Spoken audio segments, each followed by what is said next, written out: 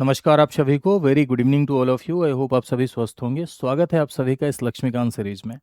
जैसा कि आप सभी को पता है कि मैं मंडे टू सैटरडे शाम को 8 बजे आप सभी से मिलता हूं और इसमें चर्चा करता हूं इंडियन पॉलिटी एंड कॉन्स्टिट्यूशन पर। उद्देश्य है आपके भीतर बेटर अंडरस्टैंडिंग क्रिएट करना, आपको पूरी की पूरी पॉलिटी फ्री में पढ़ाना।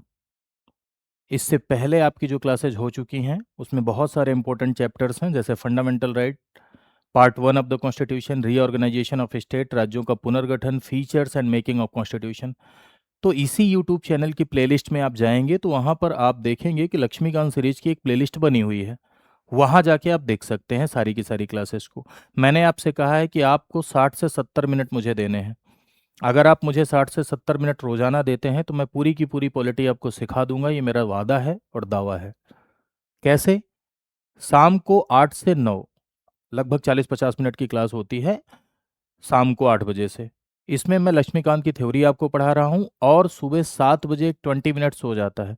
सुबह 7 बजे जो 20 मिनट शो है उसमें मैं प्रैक्टिस कराता हूँ, यानी 4 सवाल के साथ 40 बातें बताता हूँ।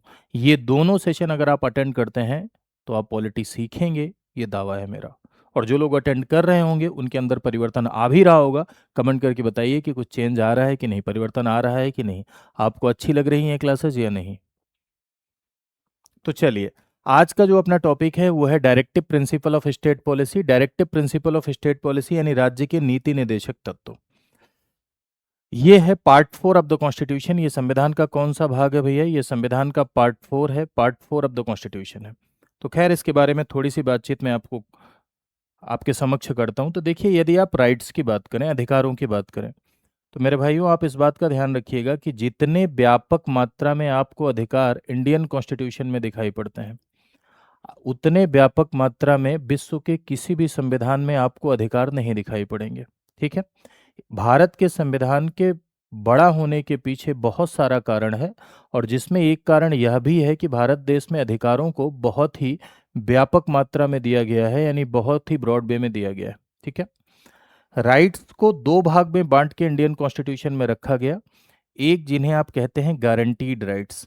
गारंटीड राइट्स का मतलब ये होता है कि जिन पर गारंटी मिली हुई है, जिन पर गारंटी मिली हुई है, दैट मीन्स कि जिन्हें आप कोर्ट में जाके क्लेम कर सकते हैं, जिन पर न्यायालय के द्वारा, कोर्ट के द्वारा सुरक्षा मिली है। गारंटीड राइट्स को अभी थोड़े दिन पहले आपने पढ़ा ना, पार्ट 3 ऑफ द कॉन्स्टिट्यूशन यानी संविधान का भाग 3, जिसमें क्या है? जिसमें आपका फंडामेंटल राइट है यानी मौलिक अधिकार है। मौलिक अधिकार ऐसे अधिकार हैं जिन पर गारंटी है, यानी जिन पर सुरक्षा मिली हुई है। हनन के मामले में आप डायरेक्ट, जो 12 से लेकर 35 तक 6 भाग में आपको अधिकार मिले हैं, उनके लिए आप डायरेक्ट कहाँ जा सकते हैं? आर्टिकल 32 से डायरेक्ट सुप्रीम कोर्ट में क्लेम कर सकते हैं। 226 से डायरेक्ट आप हाई कोर्ट में क्या कर सकते हैं? क्लेम कर सकते हैं। तो गारंटीड राइट्स। और दूसरे अधिकार जो हैं आपके non guaranteed rights. Non guaranteed rights जिन्हें आप संविधान के भाग 4 में देखेंगे अभी, जिनको मैं पढ़ाने आपको जा रहा हूँ। नॉन गारंटीड राइट्स यानी नॉन गारंटीड अधिकार, ये अधिकार ऐसे हैं जिन पर गारंटी तो नहीं मिली है। ये अधिकार ऐसे हैं जिन पर गारंटी तो नहीं है, लेकिन मेरे भाइयों, ये अधिकार ऐसे हैं जो जरूरी हैं, जो शासन के लिए जरूरी हैं। ये नॉन गारंटीड है, इन्हें कोर्ट में जाके आप क्लेम नहीं कर सकते हैं। इन्हें इंडियन कॉन्स्टिट्यूशन के पार्ट 4 में रखा गया है। कहाँ से लेके कहाँ तक? 36 से लेके 51 तक, यानी 36 से लेके 51 तक। फंडामेंटल राइट का ऑब्जेक्टिव है overall development of the individual, यानी व्यक्ति का सर्वांगीण विकास सुनिश्चित करना, व्यक्ति का ओवरऑल डेवलपमेंट इंश्योर करना। ये फंडामेंटल राइट का ऑब्जेक्टिव है, ये मौलिक अधिकार का उद्देश्य है। वहीं अगर आप directive principle of state policy की बात करेंगे तो directive principle of state policy का उद्देश्य है सामूहिक कल्याण। सामूहिक कल्याण यानी कलेक्टिव वेलफेयर को इंश्योर करना। ये गारंटीड है, ये नॉन गारंटीड है। इनका उद्देश्य ये है to make a welfare state, यानी लोक कल्याणकारी राज्य की स्थापना के लिए हमारे संविधान निर्माताओं के द्वारा कुछ निर्देश दिए गए, हमारे संविधान निर्माताओं के द्वारा कुछ इंस्ट्रक्शंस दिए गए। ऐसे इंस्ट्रक्शंस जो कि बाध्यकारी नहीं है लेकिन जरूरी हैं। Directive principle of state policy इनका नाम है, डीपीएसपी इनका नाम है, संविधान के भाग 4 में है। डीपीएसपी इन्हें इसीलिए कहा जाता है कि ये राज्य को दिए गए डायरेक्शंस हैं, directive principle of state policy. तो आपके मन में आ रहा होगा, सर जब ये इतने जरूरी हैं तो इन पर गारंटी क्यों नहीं दी गई? तो इतना हमारे पास रिसोर्सेज नहीं थे, इतना हमारे पास संसाधन नहीं थे कि डीपीएसपी की सारी बातों को उस समय हम गारंटी दे देते, बाध्यकारी बना देते। और दो भागों में अधिकारों को बांट के रखा जाए, इसके लिए कॉन्स्टिट्यूएंट असेंबली में जिस व्यक्ति ने रिकमेंड किया था वो थे वीएन राव साहब। वीएन राव साहब जो कि कॉन्स्टिट्यूएंट असेंबली के कॉन्स्टिट्यूशनल एडवाइजर थे, संवैधानिक सलाहकार थे, उन्होंने इस बात की सिफारिश की थी कि भारत देश में अधिकारों को दो भाग में बांट के रखा जाए। First is your guaranteed rights and second is your non guaranteed rights. और गारंटीड को हम फंडामेंटल राइट्स के नाम से जानते हैं और नॉन गारंटीड को हम directive principle of state policy यानी डीपीएसपी के नाम से जानते हैं। ठीक है, चलिए तो डायरेक्टिव प्रिंसिपल की कुछ अन्य विशेषताओं को हम लोग समझने का थोड़ा प्रयास करते हैं। आप देखेंगे कि ये पार्ट 4 ऑफ द कॉन्स्टिट्यूशन में है, 36 से लेके 51 तक है। कहाँ से लिए गए हैं भाई directive principle of state policy? तो this is borrowed from Ireland, यानी ये आयरलैंड के संविधान से प्रेरित हैं। अगर कहा जाएगा कि आयरलैंड में कहाँ से आए, तो आयरलैंड में स्पेन से आए। ठीक है, और आयरलैंड से भारत में लिए गए। डीपीएसपी नॉन जस्टिसिएबल है, नॉन जस्टिसिएबल है, या इसे आप कह सकते हैं कि ये नॉन इन्फोर्सिएबल है। नॉन जस्टिसिएबल या नॉन इन्फोर्सिएबल, या आप इसे हिंदी में इस तरह से भी कहते हैं कि न्याय संगत नहीं, सॉरी, न्यायोचित नहीं है। ध्यान रखना भाई, न्याय संगत नहीं, न्यायोचित नहीं है या वाद योग्य नहीं है। ठीक है, न्याय संगत तो गलत हो जाएगा, न्याय संगत तो हो जाएगा जो जो है न्याय एक तरीके से लीगल ही ना हो, है ना, न्याय की अवधारणा के साथ उचित ही ना हो, ऐसा नहीं है, थोड़ा सा टाइपिंग मिस्टेक था। न्यायोचित नहीं है, न्यायोचित नहीं है मतलब कोर्ट में जाके क्लेम नहीं कर सकते। नॉट इन्फोर्सिएबल है, प्रवर्तनीय नहीं है। तीन शब्दों का इस्तेमाल किया जाता है, वाद योग्य नहीं है, प्रवर्तनीय नहीं है, न्यायोचित नहीं है, गारंटीड नहीं है। यानी कोर्ट में जाके इन्हें दावा नहीं कर सकते, कोर्ट में जाके इन्हें प्राप्त नहीं कर सकते।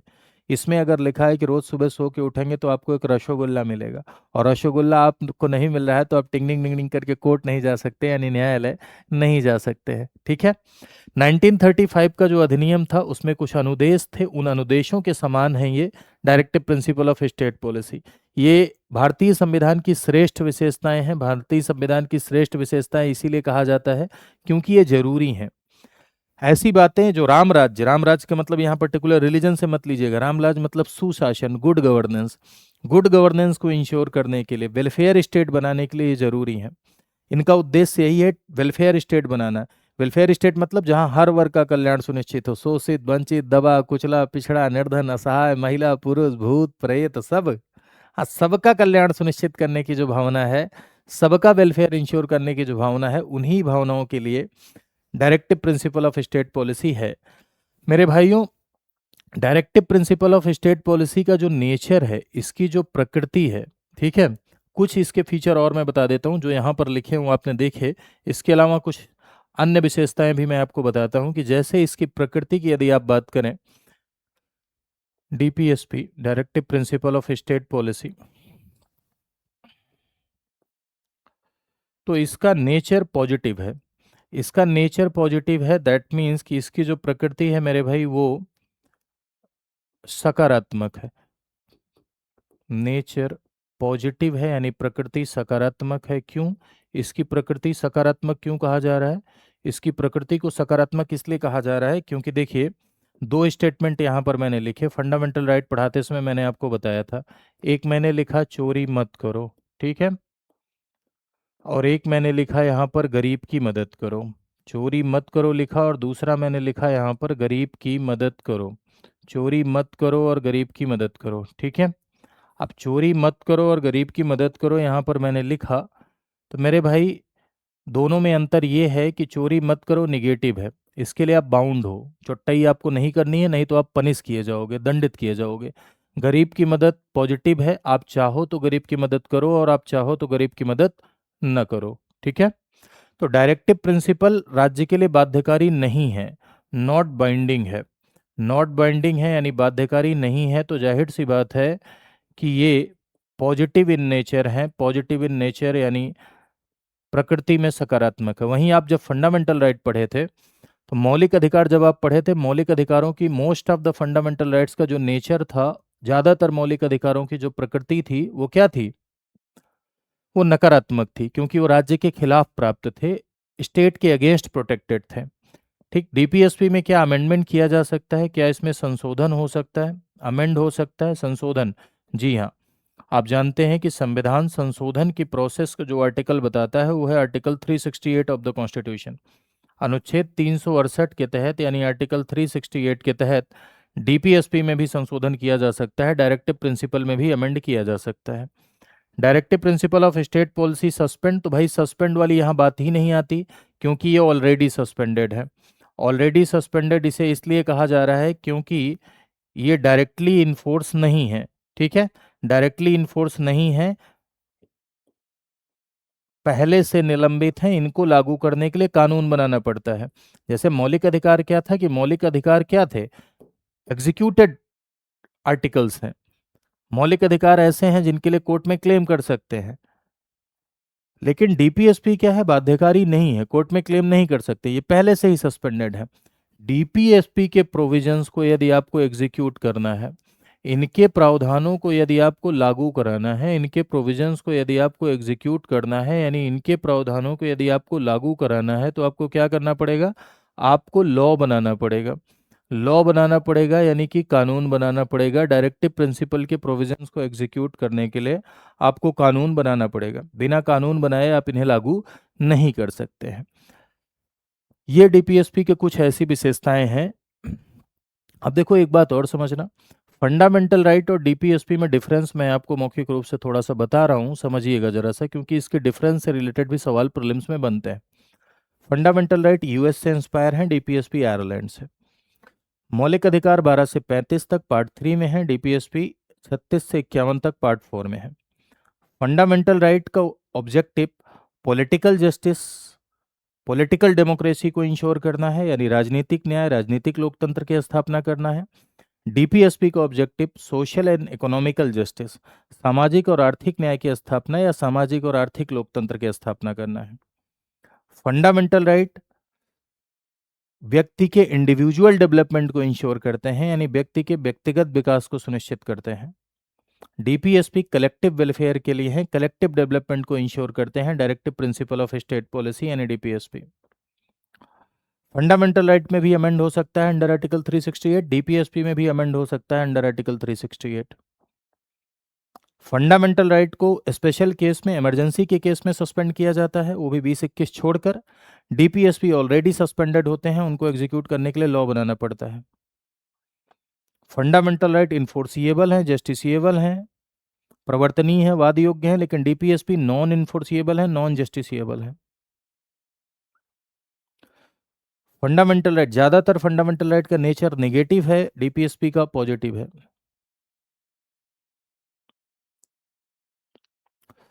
Objective of the directive principle of state policy, तो इनका मुख्य उद्देश्य यही है कि क्या करना भाई, लोक कल्याणकारी राज्य की स्थापना करना, यानी पब्लिक वेलफेयर क्रिएट करना, कल्याणकारी राज्य बनाना।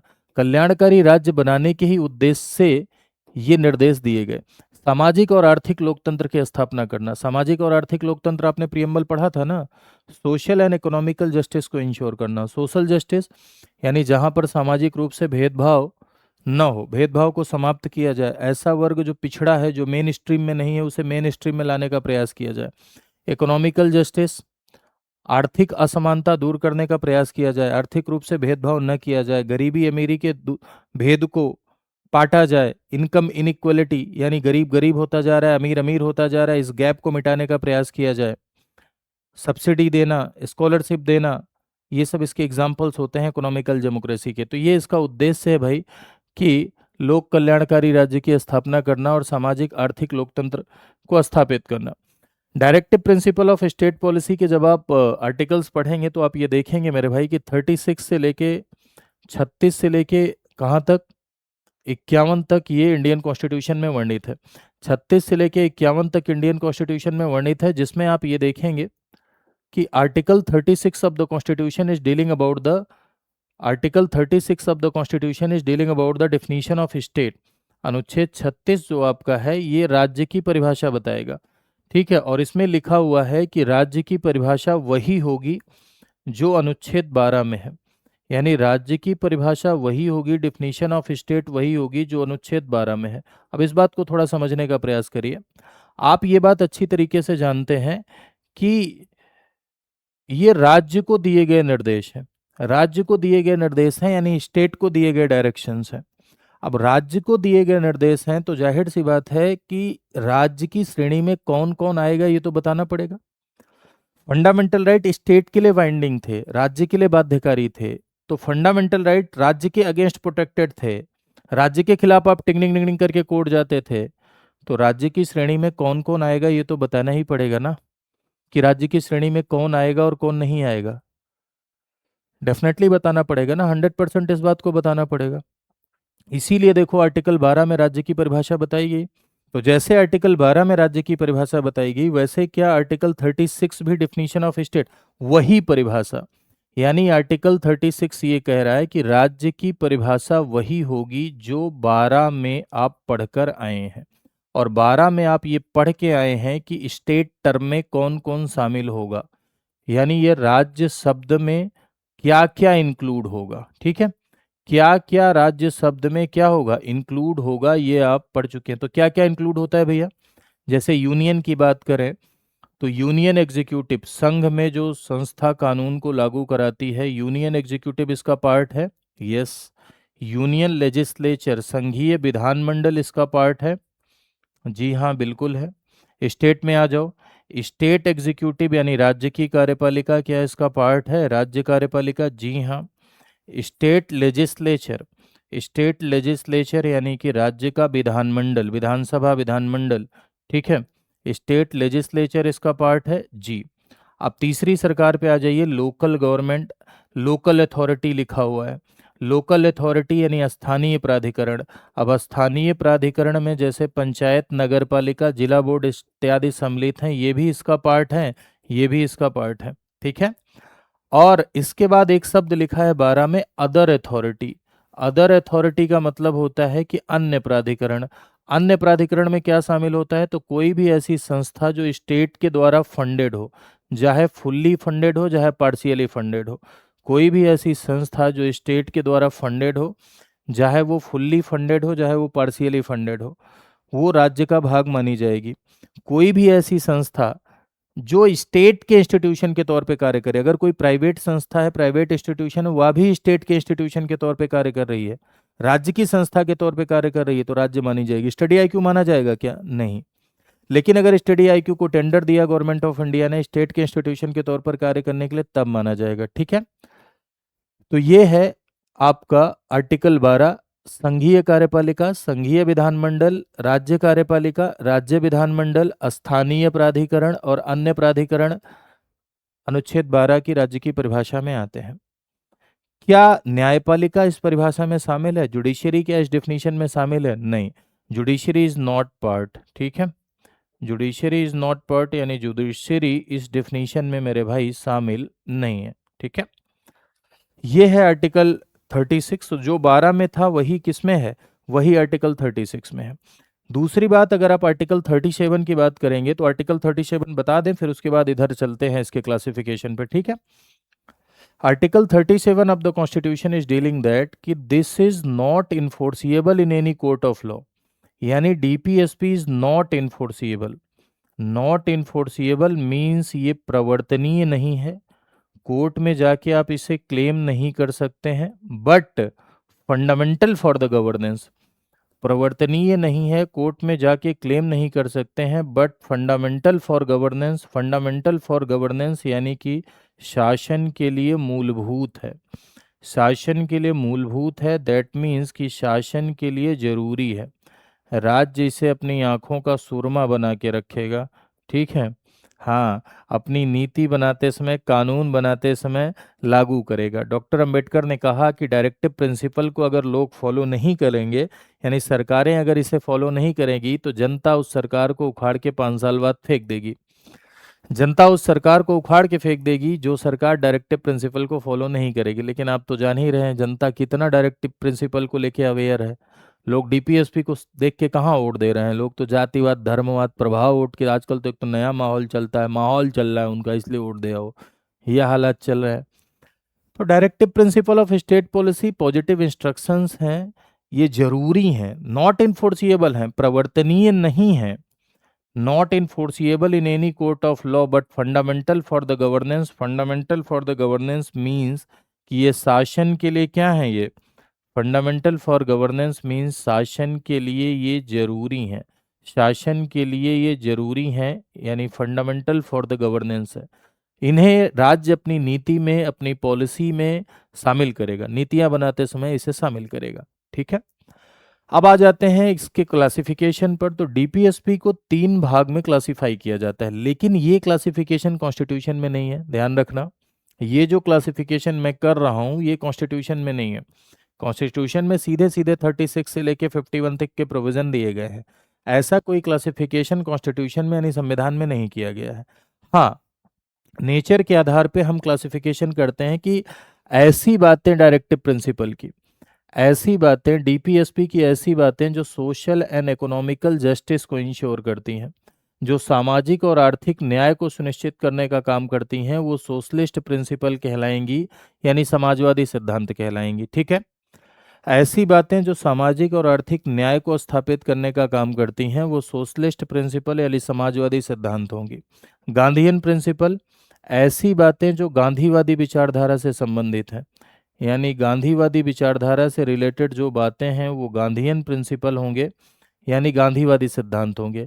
लिबरल प्रिंसिपल, ऐसी बातें जो लिबरल इंटेलेक्चुअल डेमोक्रेसी यानी वेस्टर्न डेमोक्रेसी से रिलेटेड है ना, उदारवादी बौद्धिक हैं, उन्हें हम लिबरल प्रिंसिपल के रूप में देखते हैं, यानी उदार बौद्धिक सिद्धांत के तौर पर देखते हैं। तो ये क्लासिफिकेशन ध्यान रखना कॉन्स्टिट्यूशन में नहीं है, लेकिन हम एक एक आर्टिकल जब अभी पढ़ेंगे तो खुद ही आपको ये बात समझ में आ जाएगी कि कौन सा सोशलिस्ट में जाएगा, कौन सा गांधीयन में जाएगा। जैसे गांधी जी लोकल गवर्नमेंट के समर्थक थे, तो 40 में ग्राम पंचायत का गठन किया गया है तो ये गांधीयन में जाएगा। यूनिफॉर्म सिविल कोड एक वेस्टर्न अप्रोच है, समान नागरिक संहिता तो जाहिर सी बात है वो उदार बौद्धिक में जाएगा, है ना। सोशल एंड इकोनॉमिकल जस्टिस की बात जहां पर होगी, जैसे काम का अधिकार हो गया, बुढ़ापे में जो है सहायता हो गई, तो ये समाजवादी में जाएगा। ठीक है, तो एक एक आर्टिकल करके हम देखेंगे तो समझ में आ। देखो डीपीएसपी को पढ़ने का जो तरीका है मेरे भाई, तो डीपीएसपी को पढ़ने का तरीका ये होता है कि इसको हम जो है डीपीएसपी को कनेक्ट करके पढ़ते हैं योजनाओं के साथ, योजनाओं के साथ यानी स्कीम्स के साथ इसे कनेक्ट करके पढ़ा जाता है। अगर डीपीएसपी के आर्टिकल आप रटेंगे तो जीवन भर आप रटते रहेंगे, हो नहीं पाएगा। इसको स्कीम्स के साथ कनेक्ट करके पढ़ना होता है। जैसे मान लीजिए कि मैंने आपको आर्टिकल 47 बताया, तो आर्टिकल 47 की पहली लाइन लिखी है to raise the level of nutrition, पोषण के स्तर को सुधारने का प्रयास राज्य करे। अब पोषण के स्तर को सुधारने का प्रयास राज्य करे ऐसा अगर लिखा हुआ है, तो अगर मान लीजिए कोई ऐसी स्कीम आई जो पोषण के स्तर को सुधारने के लिए हुई, जैसे मिड डे मील, तो मिड डे मील क्या है, आर्टिकल 47 से इंस्पायर है। जैसे एक और एग्जांपल देता हूँ, 45 आपने पढ़ा, 45 में लिखा है 6 वर्ष से कम आयु के बच्चों के लिए देखभाल, यानी 6 वर्ष से कम आयु के बच्चों की देखभाल और उनके एजुकेशन संबंधित प्रावधान राज्य करे। तो अगर आंगनबाड़ी स्कीम चलाई जा रही है तो वो किसका एग्जाम्पल हुआ, 45 का एग्जाम्पल हुआ।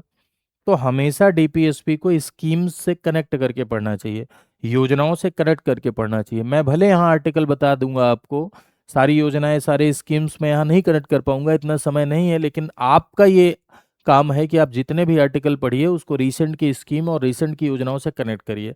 अगर आप कनेक्ट करेंगे तो कभी जीवन में वो भूलेगा नहीं, हमेशा वो याद रहेगा। नहीं कनेक्ट करेंगे, रटेंगे 39 39 39 40 40 40 41 41 41, तो बाद में फिर भूल जाएगा।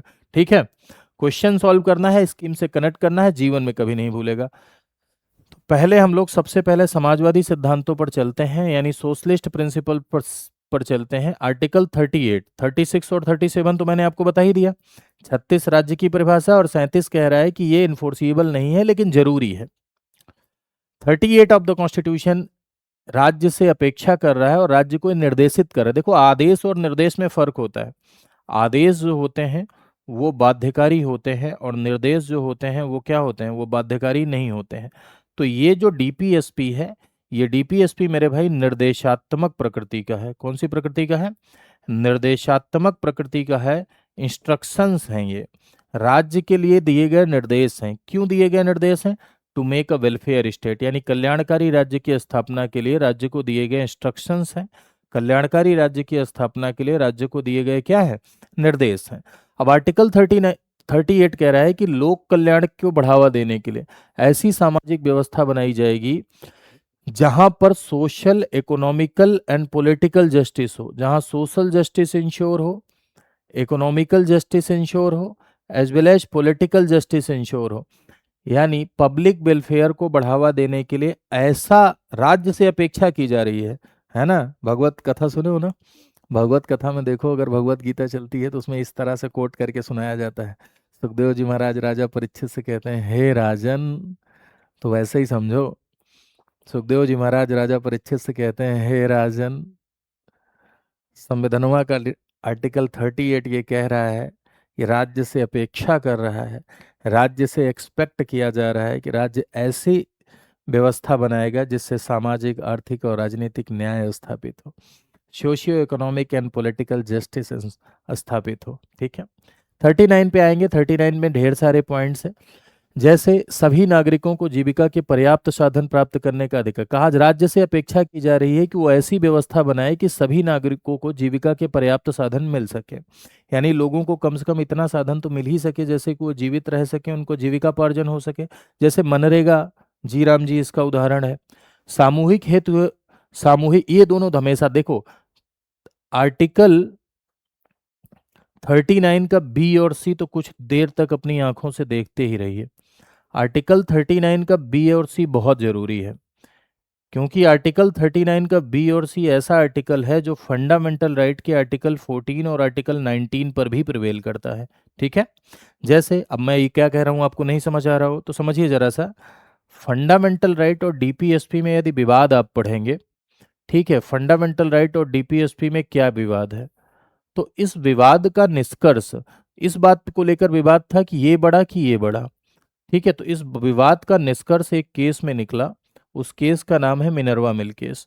मिनर्वा मिल केस में ऑनरेबल सुप्रीम कोर्ट ने कहा कि ये दोनों एक दूसरे के कॉम्प्लीमेंट्री हैं, दोनों एक दूसरे के पूरक हैं, कोई झगड़ा नहीं है।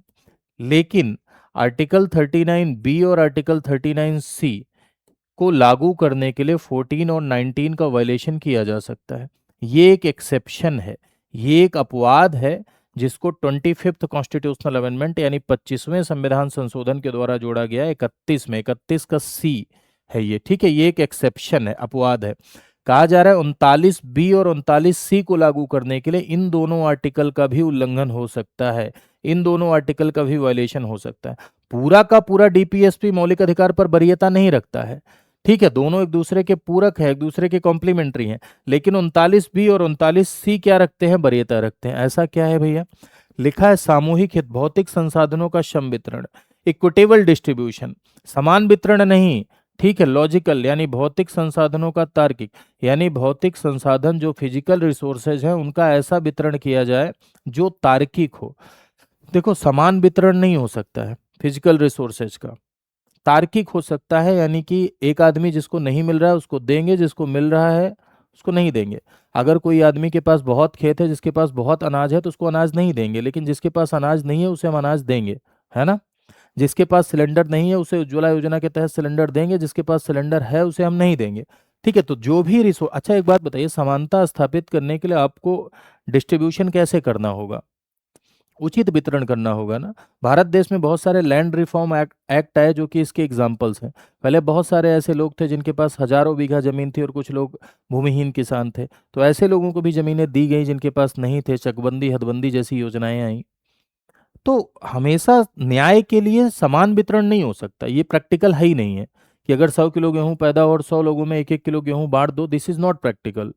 हाँ, ये जरूर है कि जिसके पास नहीं है उसे दे सकते हैं, जिसके पास है उसे नहीं देंगे। This is called equitable distribution, यानी इसे हम कहते हैं तार्किक वितरण। तो संसाधनों का उचित वितरण का प्रयास राज्य करे, साथ ही साथ धन और उत्पादन के साधनों का संकेंद्रण, यानी जो ये मीन्स ऑफ प्रोडक्शन और वेल्थ है, इसका सेंट्रलाइजेशन ना हो। कोई आदमी अगर गेहूं डंप, देखो प्याज अगर कोई डंप कर लेता है तो प्याज महंगी हो जाती है। अगर एक ही हाथ में पैसा हो जाएगा तो जाहिर सी बात है कि ऐसे व्यक्ति जो गरीब है उनका शोषण होगा ना। अमीर अमीर होता चला जाएगा तो गरीबों का शोषण ही होगा ना। अमीरी गरीबी के बीच में गैप अगर बहुत ज्यादा, देखो भारत देश में आज भी इकोनॉमिकल प्रोस्पेक्टिव से आप देखेंगे तो ये एक बहुत बड़ा चैलेंज है कि यहाँ इनकम इनइक्वलिटी बहुत ज्यादा है, गैप बहुत ज्यादा है। देश का जो है 90% देश की जो वेल्थ है, 90% जो कंट्री की संपत्ति है वो 10% लोगों के पास है। सोचो ये कितनी बुरी बात है। क्या ये तार्किक बंटवारा है? बिल्कुल तार्किक बंटवारा नहीं है। तो ये एक तरीके का डिसेंट्रलाइजेशन ही तो है संपत्ति का। तो इस कहा जा रहा, राज्य से अपेक्षा की जा रही है कि इसे कम करने का प्रयास किया जाए, धन और उत्पादन के साधनों का उचित वितरण किया जाए। ये जो संकेंद्रण है, यानी एक ही जगह पर सारी संपत्ति है, एक ही जगह पर सब कुछ है ना, तो उससे क्या किया जाए, उसे प्रॉपर सही तरीके से बांटने का प्रयास किया जाए। ठीक है। समान कार्य के लिए समान वेतन, महिलाओं और पुरुषों के लिए। पहले आप देखते थे कि एक ही कार्य के लिए पुरुष को ज्यादा वेतन मिलता था और महिला को कम वेतन मिलता था। ये एक तरीके का जेंडर इनइक्वलिटी है। इसलिए ये कहा जा रहा है आर्टिकल 39D में राज्य से अपेक्षा की जा रही है कि राज्य equal pay for equal work, यानी समान कार्य के लिए समान वेतन का प्रावधान करे। हाँ, सरकारी सेक्टर में अब ऐसा नहीं होता है, बहुत सारे ऑर्गेनाइज्ड सेक्टर में भी अभी चीजें देखने को नहीं मिलती हैं, लेकिन कुछ अनऑर्गेनाइज्ड सेक्टर में आज भी ये देखने को मिलती हैं।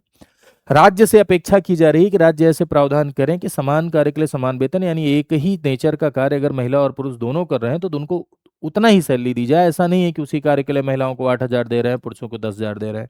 ठीक है। कर्मकारों के स्वास्थ्य, शक्ति और बालकों के, हाँ, ऐसे लोग जो वर्कर हैं, देखो काम काम करने का मतलब ये नहीं किसी का शोषण कर लिया जाए। कोई व्यक्ति आदमी बूढ़ा है, कोई महिला है, तो अगर उसको माइंस में आप लगा दोगे तो क्या वो उसकी शारीरिक शक्ति के अनुकूल है? बच्चों को अगर उनके स्वास्थ्य के अनुकूल रहन सहन जीवन यापन नहीं दिया जाएगा तो क्या बच्चों का विकास हो पाएगा? नहीं हो पाएगा। तो इसीलिए ये अपेक्षा की जा रही है कि भाई स्वास्थ्य और शक्ति के अनुकूल कर्मकारों का संरक्षण हो और साथ ही साथ बालकों को बाल श्रम से संरक्षण दिया जाए, यानी बालकों को भी इस तरह से प्रोटेक्शन दिया जाए उनके स्वास्थ्य और शक्ति के अनुकूल। ठीक है। और बच्चों को स्वस्थ विकास का अवसर मिले, हेल्दी डेवलपमेंट का अपॉर्चुनिटी बच्चों को मिले, ऐसा प्रावधान किया जाए, ऐसा प्रोविजन राज्य के द्वारा किया जाए। ये राज्य से अपेक्षा की जा रही है आर्टिकल 39 के थ्रू, यानी अनुच्छेद 39 के थ्रू ये राज्य से क्या की जा रही है? राज्य से अपेक्षा की जा रही है। तो इनका आपने क्या देखा, ये जो आपने सिद्धांत देखे जितने ये लिखे हुए हैं, इनका उद्देश्य क्या है? इनका उद्देश्य सोशियो एंड इकोनॉमिक जस्टिस को इंश्योर करना है, सामाजिक एंड आर्थिक न्याय की स्थापना करना है। तो ये कैसे प्रिंसिपल में जाएंगे? अगर आपसे मैं कहूं कि आर्टिकल 39 क्या ABC ये कौन सा सिद्धांत है, तो आप बताएंगे कि ये सोशलिस्ट प्रिंसिपल है, यानी ये समाजवादी सिद्धांत है। आगे हम लोग आते हैं आर्टिकल 39A। आर्टिकल 39A, यहाँ पर कैपिटल ए लिखा हुआ है। हमेशा ध्यान रखिएगा कि जहाँ कैपिटल ए लिखा रहता है, ठीक है, कैपिटल ए अगर कहीं लिखा है तो वो अमेंडेड आर्टिकल है। अमेंडेड है यानी बाद में जोड़ा गया है। ठीक है। तो डीपीएसपी में जहां जहां आपको कैपिटल ए नजर आएगा, जहां जहां आपको कैपिटल ए नजर आएगा, हमेशा इस बात को ध्यान रखिएगा वो अमेंडेड है। तो आर्टिकल 39A बाद में जोड़ा गया, बाद में जोड़ा गया, यानी ये 42nd कॉन्स्टिट्यूशनल अमेंडमेंट एक्ट, यानी 42वें संविधान संशोधन अधिनियम 1976 के द्वारा, 42nd कॉन्स्टिट्यूशनल अमेंडमेंट एक्ट के द्वारा जोड़ा गया। समान न्याय और निःशुल्क विधिक सहायता इसका उद्देश्य है। मतलब भाई आज भी हमारे भारत देश में बहुत सारे ऐसे लोग हैं जिनको सिर्फ इस वजह से जस्टिस नहीं मिल पाता क्योंकि उनके पास रिसोर्सेज नहीं है, उनके पास अवेयरनेस नहीं है, उनके पास वकील रखने का पैसा नहीं है, वो जिला हेडक्वार्टर तक नहीं जा सकते हैं। तो अगर किसी व्यक्ति को गरीबी की वजह से न्याय नहीं मिल पा रहा है, किसी व्यक्ति को जागरूकता कम होने की वजह से न्याय नहीं मिल पा रहा है, किसी व्यक्ति को संसाधन न होने की वजह से न्याय नहीं मिल पा रहा है, अधिकारों के प्रति अवेयर न होने की वजह से न्याय नहीं मिल पा रहा है, तो यह अन्याय है। और इसीलिए आर्टिकल 39A जोड़ के राज्य से ये अपेक्षा की गई, राज्य से ये एक्सपेक्ट किया गया कि राज्य ऐसे प्रोविजन करे, राज्य ऐसा प्रावधान करे कि जिससे समान न्याय स्थापित हो, यानी समाज के अंतिम पायदान पर बैठे हुए व्यक्ति को भी न्याय मिले, है ना। समाज के अंतिम पायदान पर बैठे हुए व्यक्ति को, गरीब से गरीब व्यक्ति को, शोषित वंचित हर व्यक्ति को न्याय मिल सके। और ऐसा व्यक्ति जो गरीबी की वजह से न्याय नहीं मिल पा रहा है, उसे निःशुल्क विधिक सहायता का प्रावधान किया जाए। इसीलिए देखिए, आपने देखा होगा एक लॉ बनाया गया है, national legal service authority act, राष्ट्रीय विधिक सेवा प्राधिकरण अधिनियम, national legal service authority act, और इसके द्वारा फ्री लीगल एड भी दिया जाता है, निःशुल्क विधिक सहायता भी दी जाती है। ठीक है। और साथ ही साथ इस कानून के द्वारा ही एक अदालत का गठन किया गया जिसमें कोई अदालती फीस नहीं लगती, और ऐसे मामले जो समझौते योग्य हैं उन मामलों को यहाँ पर निपटाया जाता है जिसका नाम है लोक अदालत। लोक अदालत का उद्देश्य यही है कि जल्दी जल्दी न्याय मिले। लोक अदालत का उद्देश्य यही है कि ऐसे लोग जो संसाधनहीन है उन्हें न्याय मिले। इसका उद्देश्य यही है कि मामलों को त्वरित रूप से जल्दी समझौते के तहत निपटा दिया जाए। तो ये भी कैसा प्रिंसिपल है, ये भी मेरे भाई समाजवादी सिद्धांत है। आर्टिकल 41 पर आएंगे तो आर्टिकल 41 कह रहा है काम, शिक्षा, बुढ़ापा, बीमारी में लोक सहायता पाने का अधिकार है ना। क्या लिखा है, अच्छा, काम देखो थोड़ा सा मिसप्रिंट है। Right to public assistance in case of old age, sickness, ठीक है।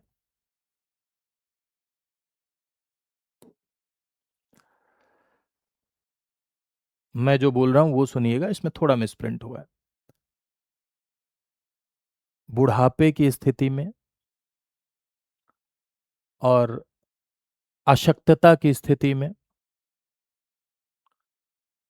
काम पाने का अधिकार, पब्लिक असिस्टेंट सरकारी सहायता पाने का अधिकार, यानी ऐसे लोग जो बूढ़े हैं, जो बीमार हैं, जो विकलांग हैं, ऐसे लोगों को काम का अधिकार है, सरकारी सहायता प्राप्त करने का अधिकार है।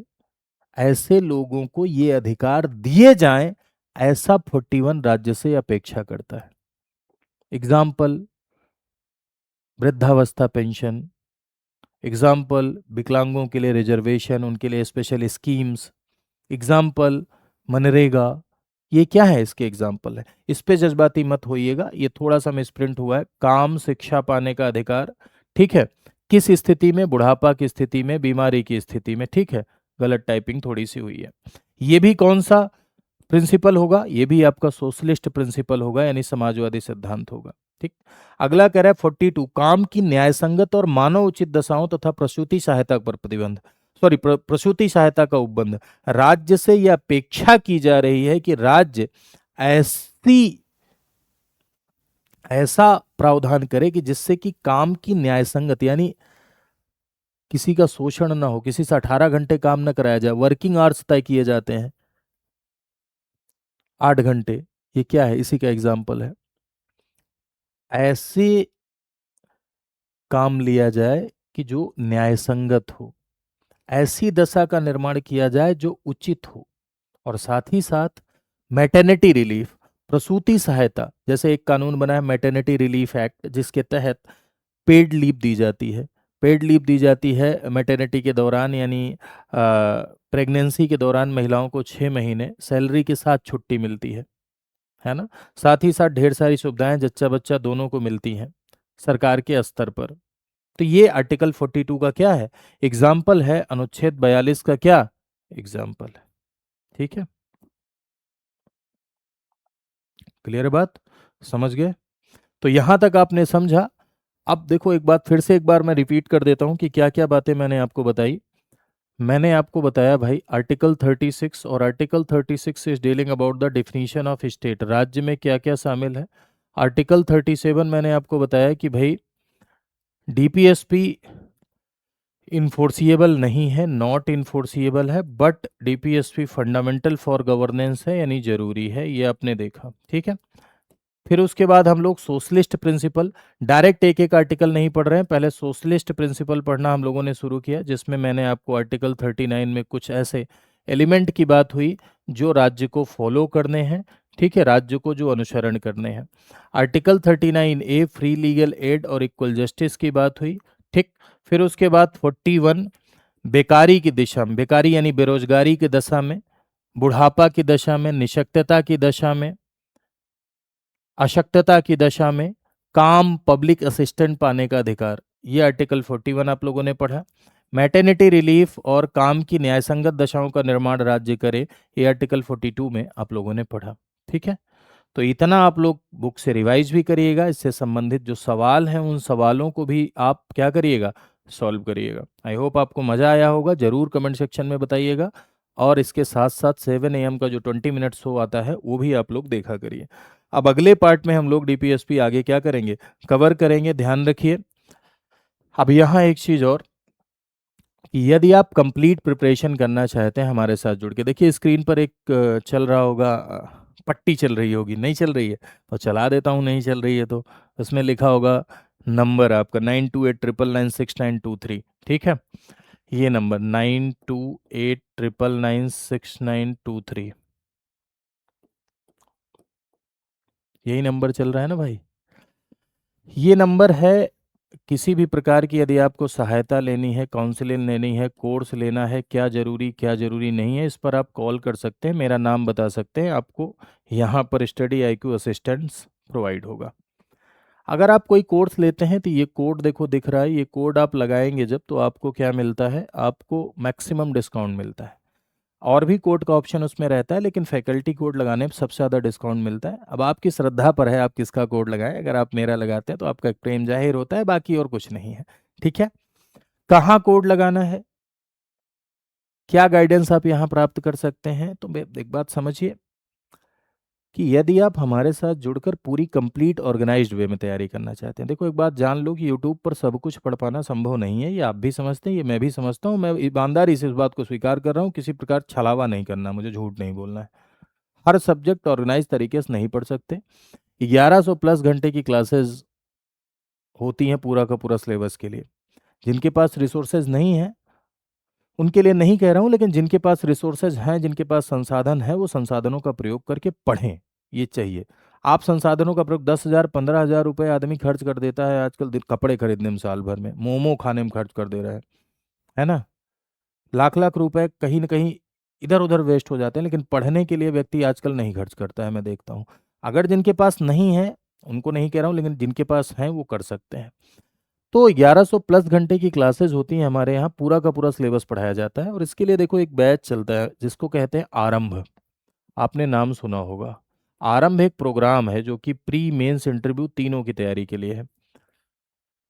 प्री मेंस और इंटरव्यू, प्री मेंस इंटरव्यू तीनों की तैयारी के लिए एक प्रोग्राम है जिसे आप आरंभ के नाम से जानते हैं।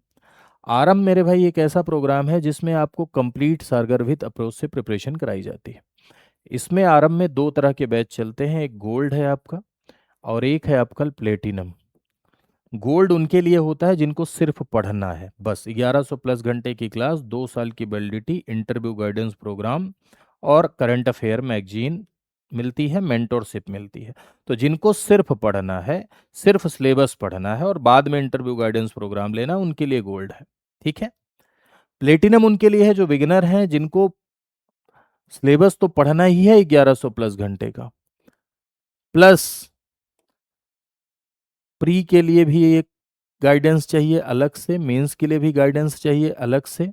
तो प्री के लिए भैया एक क्रैश कोर्स भी आपको मिलता है प्लेटिनम में, प्री के लिए आपको MCQ कोर्स भी मिलता है, प्री के लिए अलग से मेंटोरशिप भी आपको मिलती है।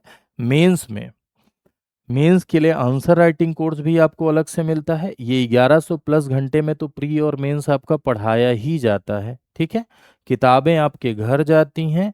NCERT को कोर्स भी आपको फ्री में प्रोवाइड होता है और इसकी वैलिडिटी 4 साल की होती है, तो इसमें आप इनरोल कर सकते हैं।